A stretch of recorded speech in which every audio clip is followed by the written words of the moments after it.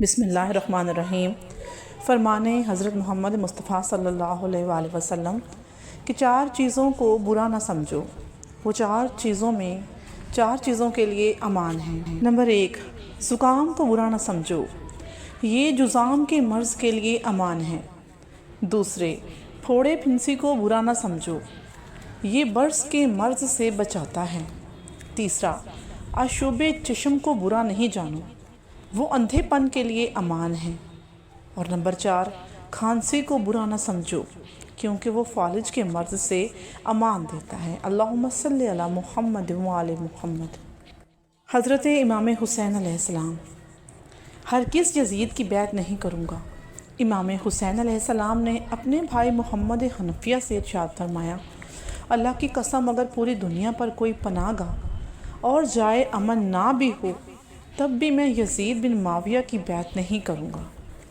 حضرت امام جعفر صادق علیہ السلام نے فرمایا، جو شخص روزانہ 100 مرتبہ یہ کہتا ہے تو وہ کبھی فقر و فاقہ کا شکار نہیں ہوگا۔ لا حول ولا قوت الا باللہ۔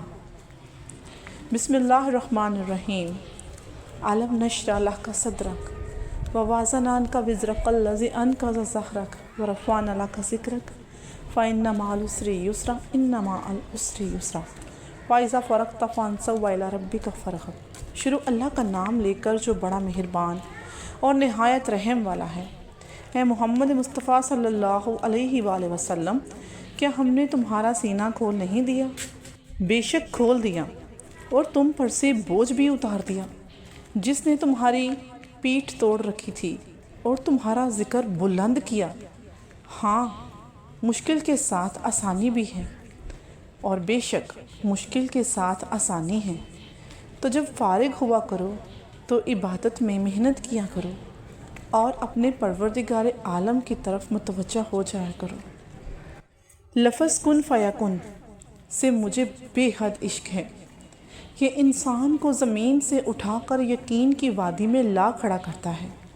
زندگی کے سارے فلسفے، ساری پلاننگ، ساری جد و جہد اس ایک لفظ پر آ کر رک جاتی ہے کہ جب اللہ کہتا ہے ہو جا تو ہو جاتا ہے۔ تو جو کچھ بھی آپ پانا چاہتے ہیں، جب آپ کے رب کو ٹھیک لگے گا وہ آپ تک پہنچا دے گا۔ اس لیے پریشان ہونا چھوڑ دیں اور اپنے رب پر توکل رکھیں کہ وہ آپ کو ضائع نہیں ہونے دے گا۔ بے شک وہ کن فیکن کا مالک ہے۔ روح کا اعلیٰ ترین لطف یہ ہے کہ تمہاری تنہائی تمہاری سب سے بڑی حقیقی خوشی بن جائے۔ جو اپنی ذات سے مانوس نہیں ہو سکتا وہ کسی اور سے بھی مانوس نہیں ہو سکتا۔ مولانا جلال الدین رومی۔ باطل کے سامنے نہ جھکائے جو سر اپنا، باطل کے سامنے نہ جھکائے جو سر اپنا، سمجھو کہ اس کے ذہن کا مالک مولا حسین ہے۔ کافی نہیں ہے صرف عقیدت حسین کی، کردار بھی مانگتی ہے محبت امام حسین کی۔ حضرت مولا امام حسین علیہ السلام کا فرمان ہے، جو اللہ کو ناراض کر کے لوگوں کو خوش کرنا چاہے گا، اللہ اس انسان کو لوگوں کے ہی حوالے کر دے گا۔ مولا امام حسین علیہ السلام: یا اللہ، تجھے محمد و آل محمد کی محبت کا واسطہ میرے دل پر تالا لگا دے ہر گمراہ محبت کے لیے، اور بحق حسین علیہ السلام مجھے اپنی محبت کی چابی عنایت فرما۔ آمین ثم آمین یا رب العالمین۔ مولا امام علی علیہ السلام کا فرمان ہے، جب تم بغیر کسی وجہ سے خوشی محسوس کرو تو جان لو کہ کوئی نہ کوئی کہیں نہ کہیں آپ کے لیے دعا کر رہا ہے۔ یہودیوں سے جنگ۔